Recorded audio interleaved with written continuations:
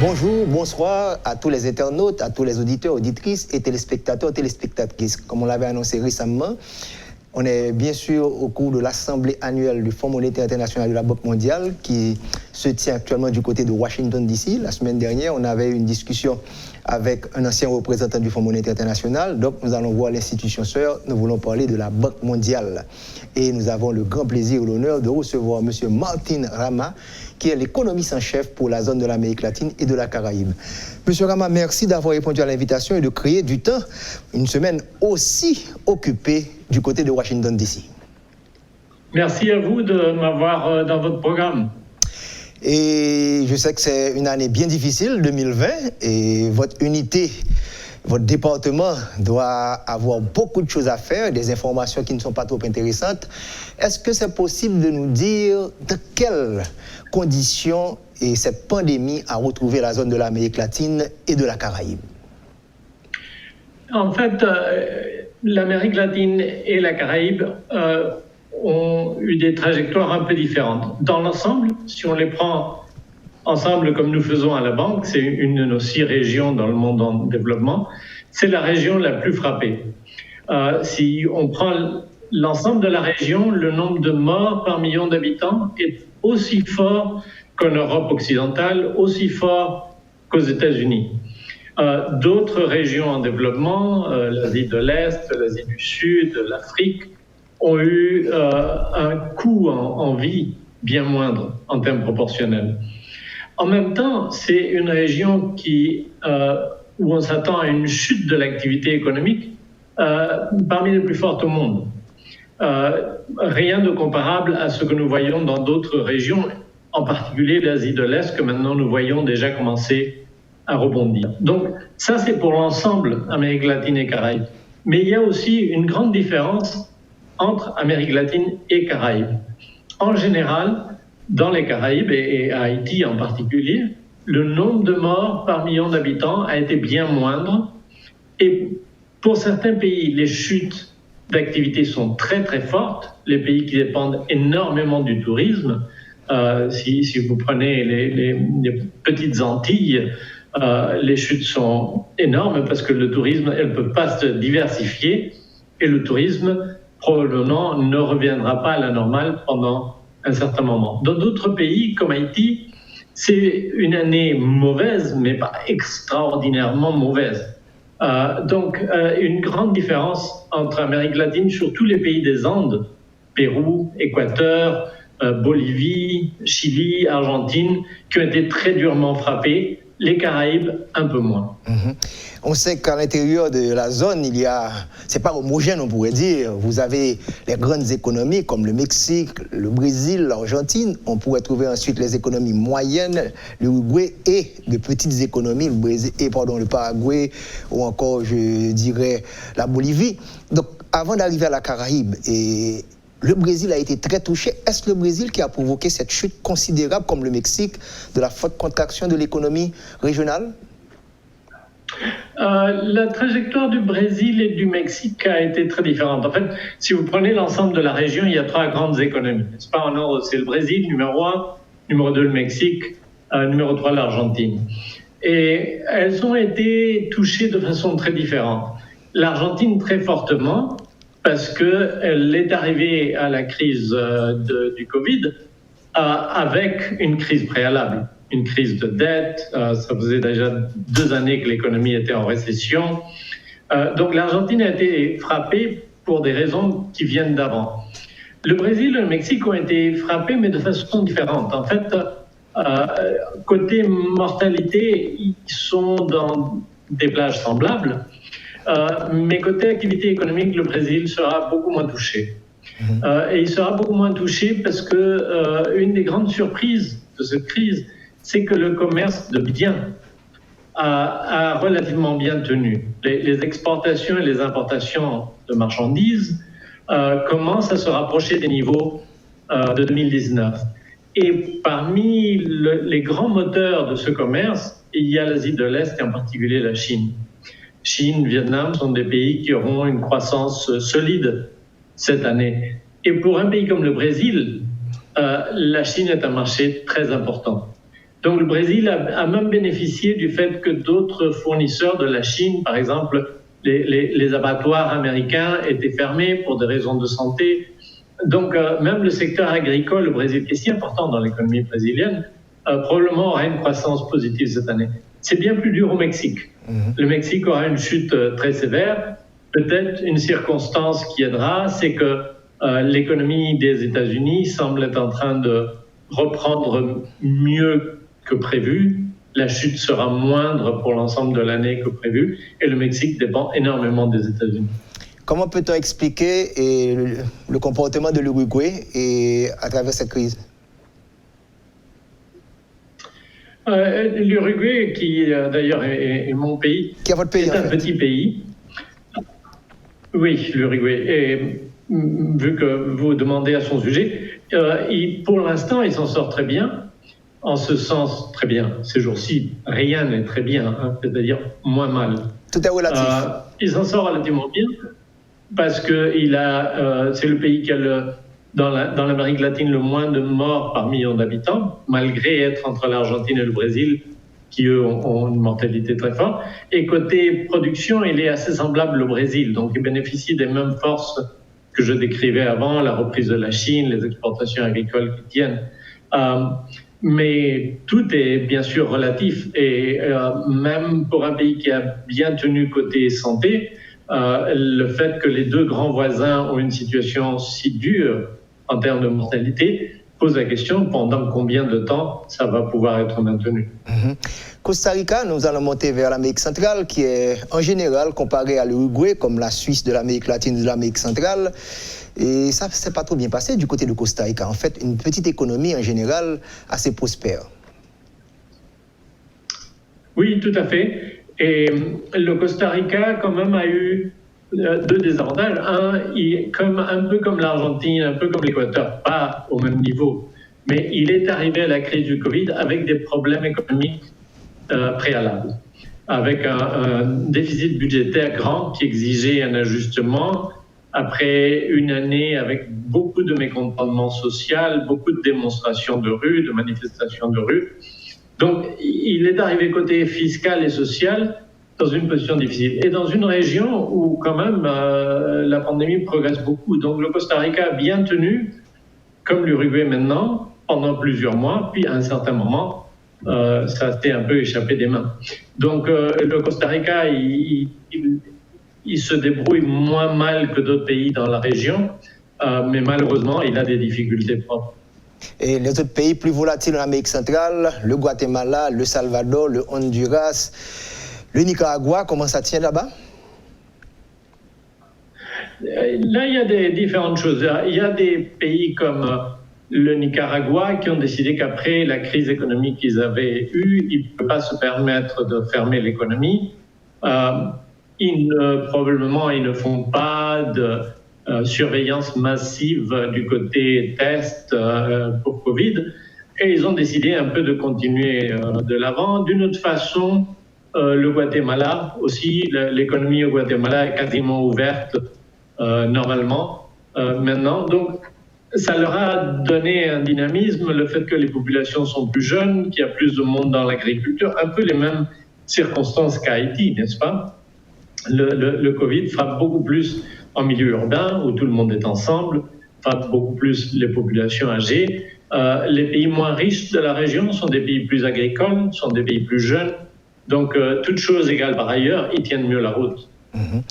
Venons-en maintenant à la Caraïbe, et là où je suis particulièrement au niveau d'Haïti. Donc, qu'est-ce qui vous avez noté au niveau des économies caribéennes en général? Vous avez dit tantôt que on dépend considérablement du secteur touristique et c'est le secteur victime de cette pandémie. Qu'est-ce que nous avons comme résultat, comme performance économique ou encore mauvaise performance au niveau de la Caraïbe? Comme vous le dites si bien, il y a des pays qui dépendent énormément du tourisme. 30-40% du produit de leur économie vient du tourisme. Le tourisme est à un niveau très très faible. Il y a eu des mois de fermeture, les bateaux de croisière, tout est terminé. Donc nous avons des pays dans la Caraïbe pour lesquels on s'attend à des chutes de produits de 14%, 17%, qui sont gigantesques. Mais ce n'est pas la même situation partout.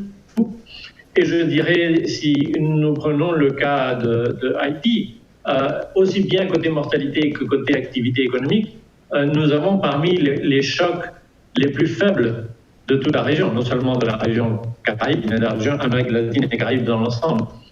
En partie, sur le côté santé, c'est que dans plus un pays est pauvre, moins on mesure de façon précise la mortalité et les causes de la mortalité. Donc, c'est une situation parfois un peu semblable à ce que nous voyons dans les pays africains, où les chiffres de décès par Covid ne sont pas très forts.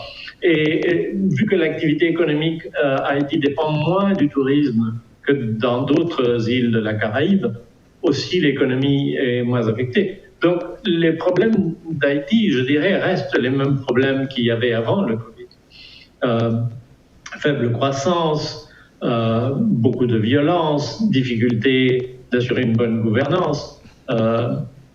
C'est des problèmes qui étaient avant. Le Covid les aggrave un peu, mais ces problèmes de fond, je dirais, sont ceux qui restent. Les estimations publiées par la Banque mondiale à l'occasion de l'Assemblée annuelle nous parlent de près de 100 millions de personnes se retrouvant en situation d'extrême pauvreté, car la Banque mondiale, c'est bien dit, c'est mondial, mais il y a l'aspect régional de ces 100 millions de personnes qu'on pourrait retrouver dans l'extrême pauvreté. Dans la zone, on parle à peu près de combien? Les chiffres, je prendrai tous ces chiffres avec précaution. Et il y a un rapport qui vient de sortir de la Banque mondiale sur la pauvreté qui a les chiffres par pays. Je ne voudrais pas me mettre à lire des chiffres. Mais le point que je voudrais faire, c'est que l'impact sur la pauvreté est le résultat de deux choses. Une, côté négatif, c'est l'impact du choc économique. N'est-ce pas, quand les gens perdent leur emploi, ou quand leur emploi, ils ne le perdent pas parce qu'ils vendaient dans la rue quelque chose, donc ils peuvent continuer de le faire, mais ils perdent énormément de revenus. Ça fait un choc qui se traduit sur la pauvreté. Les revenus du travail, c'est la principale source de revenus des ménages, et les revenus du travail souffrent à cause de la crise, surtout pour les gens les moins favorisés. C'est une crise qui amplifie les inégalités, n'est-ce pas? Les gens qui sont qualifiés, qui peuvent télétravailler, qui ont un contrat de travail qui va continuer dans les mois qui viennent, s'en sortent beaucoup mieux que ceux qui sont dans le secteur informel. Le deuxième élément, c'est quelles sont les politiques sociales mises en place. Et Haïti est en train de mettre en place un cadre de protection sociale plus généralisé. Mais nous avons des circonstances assez paradoxales. Par exemple, le Brésil a mis en place un programme de transferts sociaux gigantesque. Essentiellement, le 60% plus pauvre de la population reçoit des transferts en ce moment. Et ils sont en train de se réduire, mais c'est des transferts suffisamment importants pour connaître le paradoxe que peut-être au Brésil, cette année, malgré tout, la pauvreté va chuter, ne va pas augmenter. Donc nous avons des situations très très différentes à travers la région. Il y a des pays qui n'ont pas les moyens de faire ces politiques de transfert, ou même dans le cas du Brésil, il n'a pas les moyens de soutenir ce transfert pendant très longtemps. Donc le résultat, on l'aura dans les mois qui viennent. Dans le cas de Haïti, on s'attend à un accroissement de la pauvreté. À nouveau, le rapport qui est sorti récemment couvre un peu ces chiffres. On reviendra bien sûr sur le cas d'Haïti, parce que ce n'est pas seulement Covid, il y avait le pays LOC, comme vous savez si bien, dans vos données en 2019, avec l'instabilité politique au cours de la troisième partie. Vous suivez le magazine économique sur Radio Métropole et sur Télémétropole, le rendez-vous économique. Notre invité, M. Martin Rama, qui est en train d'analyser pour nous la situation économique et sociale dans la région de l'Amérique latine et de la Caraïbe. Il est de la Banque mondiale. On se retrouve dans quelques instants pour la deuxième partie de l'émission.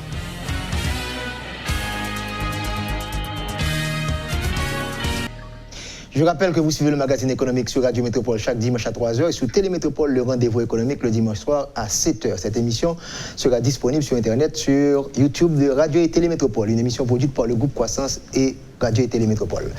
Nous avons comme invité cette semaine M. Martin Rama, comme je vous ai rappelé la semaine dernière, que La Banque mondiale et le Fonds monétaire international organisent leur assemblée annuelle et c'est une occasion pour savoir le choc que nous avons subi cette année 2020, une année que l'on se rappellera, un grand choc économique, on pourrait dire. Monsieur Rama, je suis sûr que de votre côté ainsi que de mon côté, on n'a jamais vu un tel choc économique et vous avez préparé un rapport en ce sens. Quelles sont les grandes leçons que les économies latino-américaines et caraïbéennes doivent tirer de ce choc? Qu'est-ce que nous pouvons apprendre et quelle opportunité dans la période post-Covid? Toute crise est une opportunité, n'est-ce pas? Mais celle-ci nous arrive après des années, pour l'ensemble de la région, assez médiocres. La région dans son ensemble a eu une période de forte croissance pendant la décennie où les prix des matières premières étaient très forts. Et c'est une période où, dans l'ensemble, on a réussi à mettre en place des programmes sociaux, à avoir une croissance des salaires, à voir la pauvreté se réduire, même l'inégalité se réduire.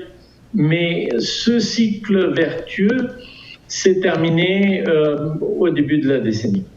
Vers 2010-2011, la croissance de la région a chuté. Elle a chuté à des niveaux qui sont comme ceux des économies développées, donc qui n'assurent pas une convergence. Ce n'est pas un recul, mais ce n'est pas un rattrapage non plus.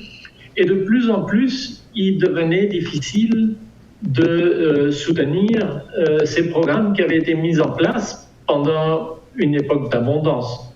Au fur et à mesure que la couverture des programmes s'accroissait, au fur et à mesure que les populations vieillissent, et les vieilles populations sont plus chères du point de vue de la santé, les retraites, etc., c'est devenu de moins en moins viable. Et en l'année 2019, avant la crise du Covid, nous avons eu à travers la région, pour des raisons toutes diverses, mais y compris Haïti, des mouvements forts de mécontentement social. Donc, ce n'est pas seulement les leçons de la crise du Covid qui intéressent, c'est que même si on revenait à la normale, même si on pouvait se dire par acte de magie, nous voilà de retour en janvier 2019, en janvier 2020 ou février 2020, on aurait encore des problèmes, et des problèmes sérieux. Si vous pensez dans la situation d'Haïti, forte pauvreté, faible taux de croissance, donc les problèmes que nous avions avant restent tout entiers. C'est des problèmes de productivité, de croissance, de transparence, de lutte contre la corruption, de côté environnement, côté social, bien sûr. Et donc la question, je crois, la leçon à prendre, c'est comment pouvons-nous profiter de cette crise pour, par la même occasion, faire face à ces problèmes que nous avions déjà avant. Vous avez parlé du secteur de matières premières, vous avez parlé dans la première partie de l'émission du secteur touristique, et la Caraïbe en est réellement une situation extrêmement difficile.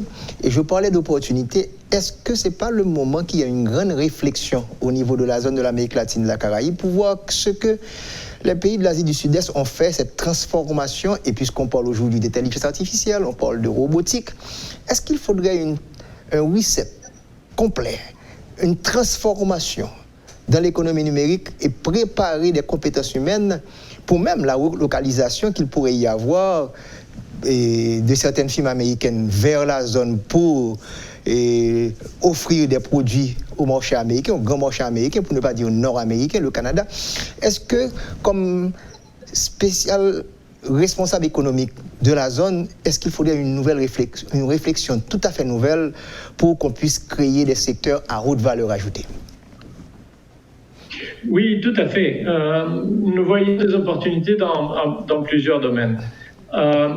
D'abord, dans l'immédiat, le fait qu'avec cette crise, les prix du pétrole, les prix du gaz ont chuté, donne une bonne occasion de repenser les subsides, de repenser les transferts qui étaient liés à l'utilisation de l'essence, à l'utilisation du gaz, qui étaient en général régressifs, c'est-à-dire les gens de familles plus aisées en bénéficiaient plus que les gens les plus pauvres. Comme les prix du pétrole sont faibles, c'est un bon moment pour enlever sans que personne n'est du mal, et d'utiliser ces ressources à des fins beaucoup plus productives, l'infrastructure, l'éducation, la santé. Donc, la fiscalité de l'énergie est un premier domaine dans lequel tout à coup nous avons une opportunité à saisir. Deuxième opportunité, comme vous dites si bien, c'est tout ce qui est digital. Si on ne peut pas voyager, on peut quand même vendre par Internet. Les bateaux continuent de fonctionner, les avions cargo continuent de fonctionner, et l'Internet permet d'accéder à des marchés. Le fait qu'il faut plus de distance sociale veut dire que si on a plus de gouvernement digital, plus d'accès à la finance par téléphone portable, tout ça va aider l'activité économique. Donc, pensez la digitalisation d'une façon qui aide, par exemple, à travailler, comme nous l'avons vu déjà dans plusieurs pays, à travailler dans les services informatiques, la vente en ligne, c'est une opportunité. Troisième, comme vous le dites aussi si bien, c'est que les tensions commerciales que nous avons vues le long de ces dernières années, qui ne sont pas bonnes pour le monde dans son ensemble, peuvent être bonnes pour la région. Il y a de façon croissante aux États-Unis, en Europe, une volonté de diversifier les sources des chaînes de valeur, de ne pas dépendre exclusivement de tel ou tel pays. À nouveau, pour l'Amérique latine et la Caraïbe, ça peut être un avantage. Il y a déjà des pays qui sont très bien intégrés dans la vente, dans ces chaînes de valeur, le Mexique, la République dominicaine. Il peut y avoir d'autres opportunités dans les années qui viennent. Donc, si vous le pensez, à nouveau, opportunité dans la fiscalité de l'énergie, opportunité dans la digitalisation qui aussi permet de réduire l'évasion fiscale, etc. Opportunité dans le commerce. C'est comme ça vraiment qu'il faut saisir la crise. N'est-ce pas? Une crise est toujours une opportunité. Autant en faire le plus possible d'elle. Vous avez précisé pour nous qu'il y a 6 régions au niveau de la Banque mondiale dans votre structure organisationnelle. Et je vous répète que l'Amérique latine et la Caraïbe, c'est la zone la plus touchée des 6.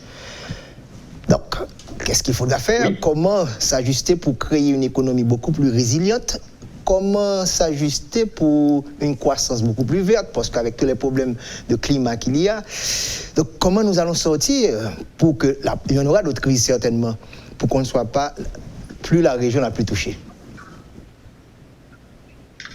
C'est à nouveau les domaines que je signalais avant, par exemple la réforme de la fiscalité de l'imposition sur l'énergie, c'est très important pour le côté environnement, n'est-ce pas? Si on remplace tous ces subsides et toutes ces distorsions simplement par une taxe sur le carbone et la taxe sur la valeur ajoutée sur l'énergie, ce sera bon pour l'utilisation d'énergie puisque ça obligera les gens à internaliser les émissions qui viennent et la pollution qui vient de l'utilisation d'essence et de gaz. La digitalisation peut faire qu'on a moins besoin de mouvements en véhicules qui sont polluants, etc. Donc à chaque fois, on peut voir les réformes à faire comme une opportunité. Mais pour beaucoup de pays dans la région, le problème, c'est que la sortie de crise va prendre un certain temps, surtout dans la Caraïbe. D'autres pays, nous voyons déjà une potentialité de bonne reprise en 2021. Pour certains pays de la Caraïbe, le tourisme risque de ne pas revenir en 2021. Donc, quand il y a des périodes plus longues, il y a des déficits budgétaires aussi plus grands, il y a des accroissements de dette plus grands, il y a des risques financiers plus grands. Et ça, c'est un domaine dans lequel, pour la région, il va falloir certainement mettre l'accent.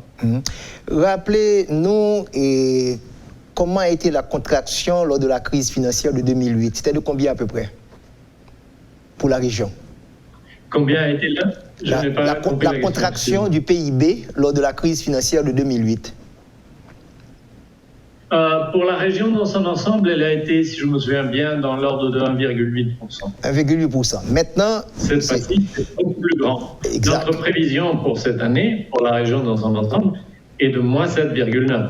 Bien sûr, toutes les prévisions sont à prendre avec un peu de précaution, parce que nous sommes dans un environnement si différent du passé que nos modèles, ce que nous avions estimé avec des données du passé, peuvent ne pas être très fiables dans cet environnement. Donc, 7,9, prenez-les comme une approximation. Mais quand même, nous sommes en train de parler d'une chute 4 fois plus grande que pendant la crise financière. Tout à fait. Et j'y arrive pourquoi? Parce que vous avez prévu pour l'année prochaine, à travers le modèle, qu'il y aura 4% de croissance. Bon, c'est une moyenne. Donc, qui voudra dire que ce sera une reprise en V pour la région. Mais on sait bien qu'il y a des pays qui seront dans une situation de W, une reprise et retombée.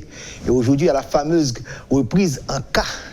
Et comme nous savons que la région est la région la plus inégale des 6 régions au niveau de la Banque mondiale, quel impact au niveau d'inégalité sociale que ce choc va provoquer dans la zone de l'Amérique latine et de la Caraïbe? D'abord, c'est une reprise en V, mais comme vous dites bien, le côté en descente de ce V est plus profond que le côté en montée que nous attendons l'année prochaine. Donc une reprise en V, ça ne veut pas dire que nous serons très vite au même point où nous étions en 2019. Nous allons être moins mal qu'en 2020, mais pas forcément au même niveau. Et en plus, comme vous dites, il y a un côté très inégalitaire. Pour des gens comme vous, comme moi, qui télétravaillons, qui utilisons l'Internet, qui avons des contrats de travail stables, c'est un gêne, cette crise, mais ce n'est pas dramatique. Pour des gens qui ont été dans des quarantaines, comme dans beaucoup de pays d'Amérique latine, l'Argentine, le Pérou, pendant des mois en quarantaine, ne pouvant pas sortir à la rue pour travailler, dépendant de leurs revenus au jour le jour, ça a été beaucoup plus dur. Et ça va s'amplifier en allant vers l'avant, parce que du côté digital, les gens qui n'ont pas de qualification, les gens qui n'ont pas l'accès à l'Internet, vont être dans une situation beaucoup moins avantageuse que les autres qui pourront chercher des opportunités à travers le monde. L'Internet est une façon de connecter les marchés de partout. Donc oui, pour une région qui est déjà probablement la plus inégale des régions en développement, c'est difficile à mesurer, mais les chiffres suggèrent cela. Nous avons maintenant le risque d'un accroissement des inégalités. Inégalité voudra dire tension sociale et ce sera difficile de sortir de ce cercle vicieux en quelque sorte. Et restons encore en Amérique latine et de la Caraïbe. Oui, parce que quand il y a des tensions sociales, en général, on finit par avoir des politiques faciles pour essayer de calmer la situation, mais faire les réformes qu'il faut, les réformes en profondeur, quand il y a du mécontentement social, quand il n'y a pas de consensus, c'est très difficile. Je suppose que le secteur de l'éducation a été très touché également dans ce que vous avez noté dans vos données et dans l'étude que vous avez réalisée. Le secteur de l'éducation. Oui, il a été très touché, surtout par les quarantaines. N'est-ce pas, il y a des pays très rares pays où les écoles sont restées ouvertes, mais dans la plupart des pays, elles ont été fermées. Ça veut dire que, et parfois fermées avec des annonces où on ne rouvrira pas pendant plus d'un an. Pour les enfants, surtout dans des pays en développement où le nombre d'années d'éducation est faible, perdre une année, perdre 2 années est grave. Et pour les enfants de moyens les plus défavorisés, c'est possible qu'il y en ait qui ne reviennent pas à l'école. Ils vont commencer à travailler, ils vont commencer à faire autre chose. À nouveau, les familles plus aisées peuvent avoir de l'enseignement privé, peuvent avoir des tuteurs, peuvent avoir de l'enseignement en ligne. Nous avons des inégalités qui ne sont pas seulement pour aujourd'hui. À travers ce qui se passe dans l'éducation, nous avons des inégalités qui risquent de se creuser. Oui. Et pour finir la deuxième partie, et l'une des leçons tirées de cette crise, c'est l'informalisation. Ça coûte cher à une économie. Et comme vous savez, le secteur informel est assez important en Amérique latine et dans la Caraïbe.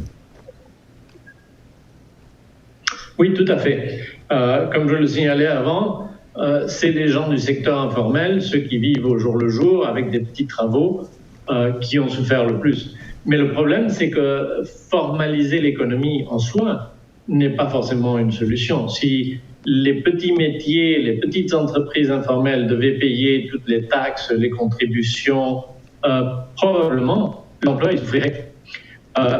Donc il faut repenser comment avoir une formalisation qui soit financièrement abordable pour les entreprises, pour que l'emploi ne souffre pas. Et c'est un des chantiers, je pense, qui va être dans la réflexion des années à venir dans le cas d'un pays comme Haïti, la plupart de l'économie est informelle, donc ça doit être un processus graduel de comment on élargit la formalisation, que le coût des impôts, des cotisations soit moindre pour chacun, parce qu'il y en a plus qui cotisent et qui paient, parce qu'autrement, l'emploi, il y sera sacrifié. Voilà, nous allons prendre une deuxième pause et avant de vous retrouver pour la troisième et la dernière partie de l'émission, notre invité c'est M. Martin Rama, qui est l'économiste en chef de la Banque mondiale pour la zone de l'Amérique latine et de la Caraïbe.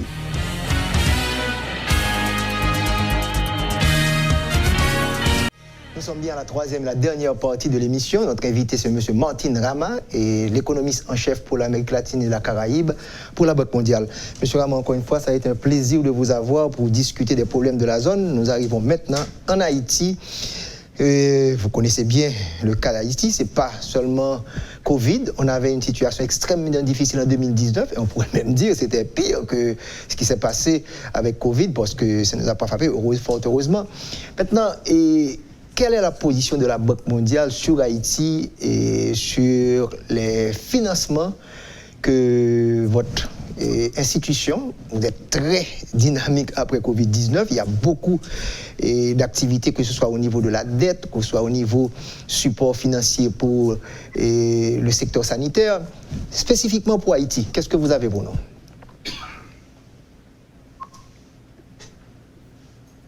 D'abord, pour Haïti, notre prévision est d'une décroissance de 3,1% cette année, avec une reprise de 1,1% l'année prochaine. Et une reprise encore modérée l'année d'après. Donc, dans l'ensemble, nous voyons une situation de chute moins faible qu'ailleurs, mais rien qui soit très encourageant pour l'avenir. Un des éléments qui peut aider beaucoup Haïti, c'est que les remises de fonds des immigrants, en général, ont tenu bien mieux que ce à quoi on s'attendait. Haïti est un des pays, et le pays dans la région qui reçoit le plus de remises en proportion de son niveau d'activité. Beaucoup des émigrés de la région Amérique latine et Caraïbes travaillent aux États-Unis, travaillent dans des secteurs qui ont continué leur activité, le bâtiment, par exemple, la vente d'aliments, les petits magasins qui ont été considérés essentiels, et aussi pour les émigrés légaux aux États-Unis, les transferts sociaux ont été généreux. Et donc ça a permis de tenir côté remise de fonds. Les organismes internationaux, la Banque mondiale, notre institution sœur, le Fonds monétaire international, ont aussi mis des ressources importantes à la disponibilité des pays. D'abord, pour faire face à l'urgence sanitaire, pour acheter des équipements de santé, pour acheter des respirateurs quand nécessaire, et Haïti en a bénéficié. Le Fonds monétaire, notre institution sœur, permet aux pays de retirer ce qui était comme leur contribution au fonds pour devenir membre du fonds.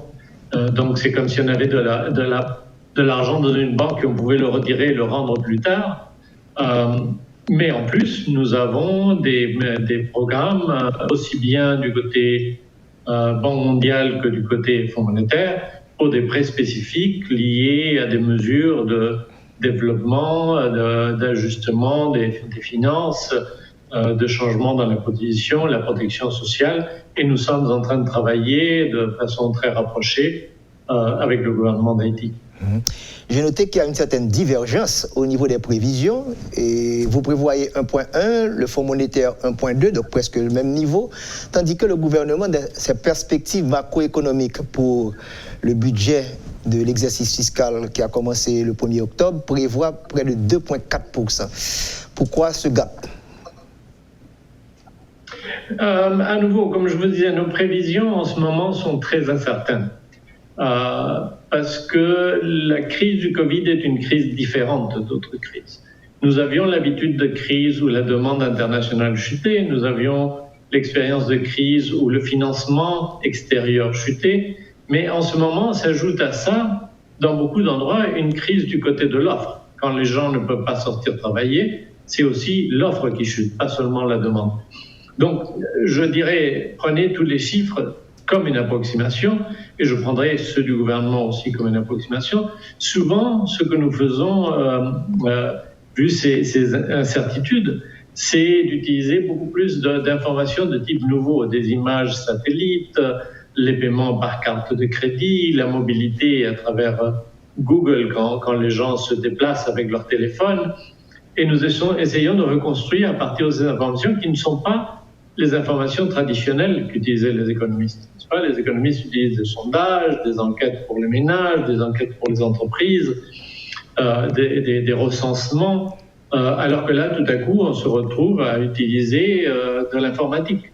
Le problème, par exemple, pour notre rapport, nous avons utilisé des données sur des émissions très spécifiques de dioxyde de nitrogène, qui est ce qui sort des pots d'échappement, ce qui sort des usines, des moteurs, des combustions, et qui est très lié à l'activité économique, et dont on peut avoir l'information tous les jours à travers en particulier un satellite de la NASA, et si on la nettoie, on peut faire donc des prévisions, des estimations de niveau d'activité économique qui sont presque au jour le jour. Mais le problème, c'est que c'est un outil qui n'est pas précis pour des pays à surface limitée. Donc, c'est un outil qui, malheureusement, n'est pas très précis dans le cas de la Caraïbe. Donc, je ne pourrais pas vous dire avec certitude, ça va être 1,1% ou 1,2 ou 2,4. Mais dans tous les cas, si vous prenez ces chiffres, on sait que la chute sera importante cette année. Cette croissance, même si elle est de 2,4, probablement ne rattrape pas la chute. Et ça, c'est sans compter le fait qu'il y a une croissance démographique. Donc, même si on est sur place sur le niveau d'activité, le niveau d'activité par personne diminue parce qu'il y a plus de personnes. Donc, même dans le meilleur des scénarios que vous racontez, il y a beaucoup de raisons d'être soucieux. Un budget présenté par le gouvernement en juin 2020 avait indiqué une aide internationale, les dons beaucoup plus élevés que le budget mis en place pour cet exercice fiscal. Est-ce que certains projets, je parle de la Banque mondiale, ont été extraits? Qu'est-ce qui s'est passé exactement? Est-ce que l'accord qui n'a pas eu lieu avec le Fonds monétaire international a influencé ce nouveau budget? Et pour cet exercice fiscal, bien que ce budget soit extrêmement optimiste, le gouvernement a augmenté à près de 4 milliards de dollars américains sans votre participation. Comment vous voyez ça comme économiste en chef de la zone? Je n'ai pas de commentaire sur comment a été construit le budget de Haïti, mais ce que je peux vous dire avec certitude, c'est qu'au niveau des organismes internationaux, il y a eu une réaction immédiate de mettre plus de ressources disponibles pour les pays. Ce n'est pas facile parce que aussi bien la Banque mondiale que le Fonds monétaire, même si c'est des institutions qui ont énormément de ressources comparées aux ressources des pays individuels, elles n'ont pas des ressources illimitées. Donc, ce qui a été fait, c'est avancer des prêts qui étaient prévus pour un futur plus lointain, de façon à les mettre disponibles dès maintenant. Aussi, dans beaucoup de cas, faciliter une restructuration de prêts qui avaient été faits, mais dont l'argent n'avait pas été utilisé. Essayer de restructurer ces prêts pour que l'argent soit disponible. Donc nous sommes en train de faire, à niveau de tous les organismes internationaux, d'avancer la disponibilité de ressources pour les pays en voie de développement, ce qui en ce moment aide beaucoup, mais aussi veut dire que par le futur, il pourrait y avoir moins de ressources. Et c'est un des domaines dans lesquels nous sommes activement en train de travailler.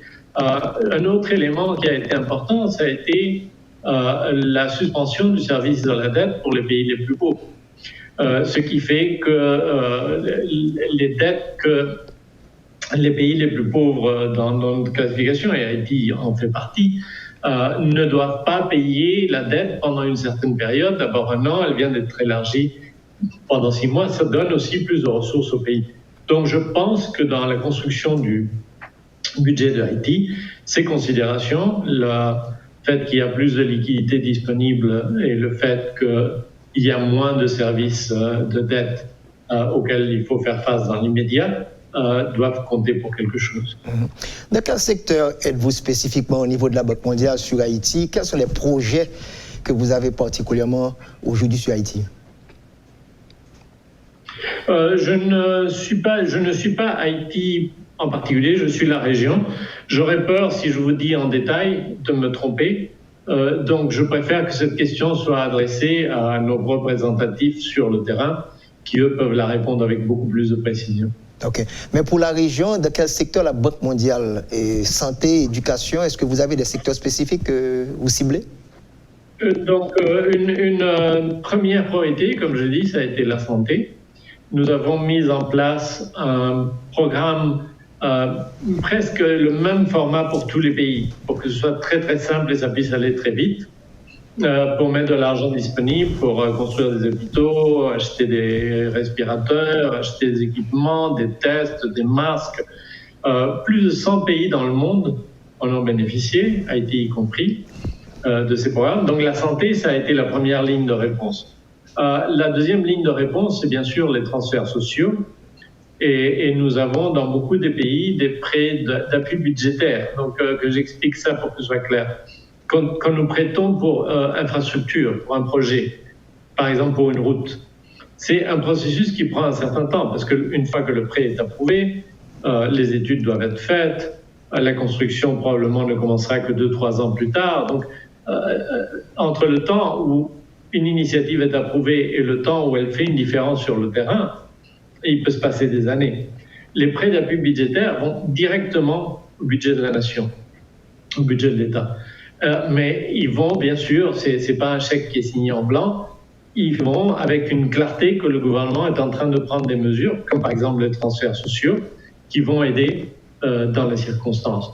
Donc je dirais en ce moment, nous sommes passés d'une phase d'appui à la santé à une phase d'appui budgétaire plus importante. Je sais bien que l'institution sœur, le Fonds monétaire international, est beaucoup plus spécialisé dans les finances publiques, à savoir ce qui se passe au niveau du budget, ce qui se passe au niveau de la balance des paiements, de la balance commerciale. Mais on voit ce qui se passe actuellement dans le monde, à savoir les dettes qui explosent parce qu'on dépense beaucoup plus. Le confinement a provoqué une situation assez négative sur les recettes. Quelle inquiétude que vous avez au niveau de la Banque mondiale en voyant les dettes augmenter de manière substantielle et sur les années futures, quel impact ça va avoir sur les secteurs sociaux, l'éducation, la santé, et Haïti est un cas spécifique pour le moment. Oui, tout à fait. C'est une excellente question. Déjà, en ce moment, dans notre rapport semestriel, nous prévoyons que en moyenne, la dette des pays d'Amérique latine et la Caraïbe va s'accroître de 10% du PIB, l'équivalent de 10% du PIB en quelques années. 10% du PIB, c'est énorme, n'est-ce pas? Du bon côté, peut-être une des bonnes nouvelles, c'est que les taux d'intérêt restent très faibles et beaucoup de pays n'ont pas perdu l'accès au marché financier. À nouveau, ce n'est pas le cas d'Haïti, qui est un pays pauvre. Mais il y a beaucoup de pays d'Amérique latine et de la Caraïbe qui ont réussi à émettre des bons sur le marché international dans des termes tout à fait raisonnables, même que pour l'ensemble de l'année 2020, les 3 premiers trimestres de l'année 2020, l'ensemble d'émissions de titres sur le marché international était plus forte que dans toute l'année 2019. Donc l'accès au marché, en général, reste là. Notre grand souci est le suivant. Je le mettrai en 2 parties.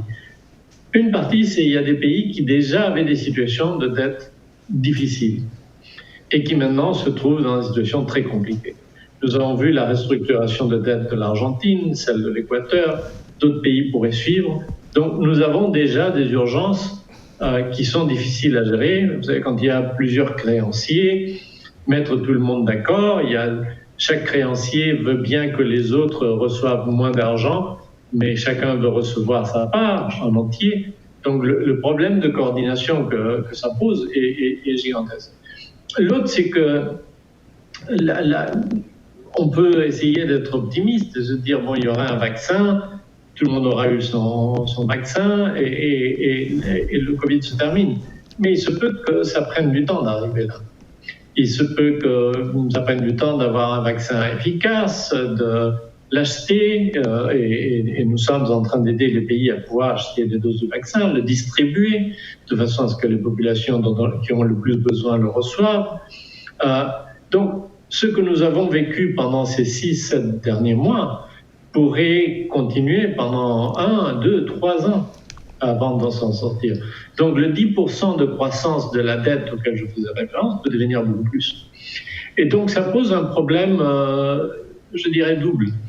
D'une partie, au niveau international, il faut être préparé pour fournir la liquidité, pour aider à restructurer les dettes quand c'est nécessaire, pour essayer d'avoir des moratoires, comme ça a été fait pour les pays les plus pauvres, et les élargir dans le temps. Pour les élargir, en ce moment, ces moratoires, c'est pour les dettes bilatérales, par exemple avec la France ou avec l'Allemagne ou avec les États-Unis, moins pour le secteur privé. Et il y a des pays qui ont des dettes avec le secteur privé.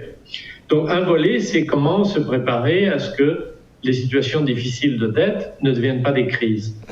Le deuxième volet, c'est qu'il faut penser les dépenses publiques.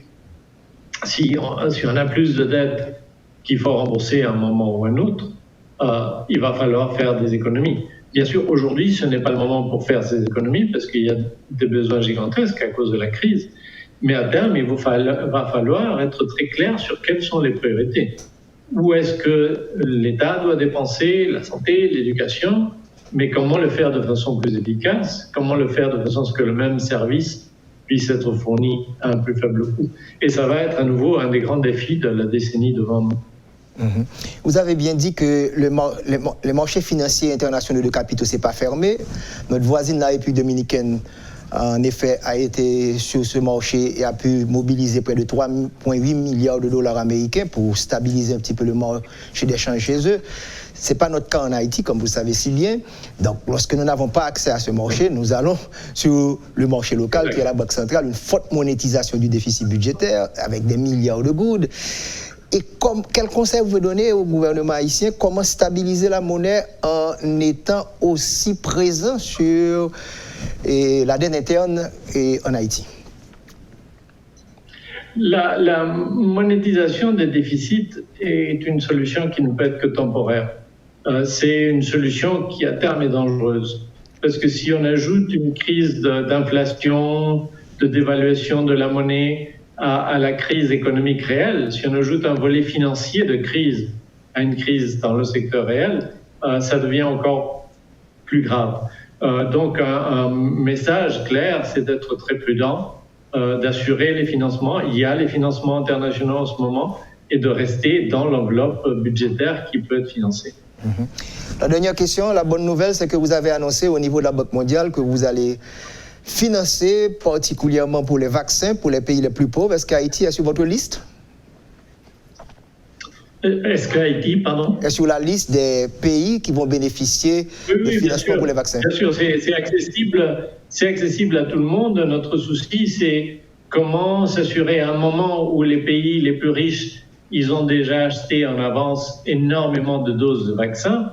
On ne sait pas quel laboratoire aura le plus de réussite, mais donc il y a des pays qui ont acheté déjà 5 fois plus de vaccins qu'ils n'ont d'habitants pour être sûr qu'au moins il y en aura 1 ou 2 qui marcheront.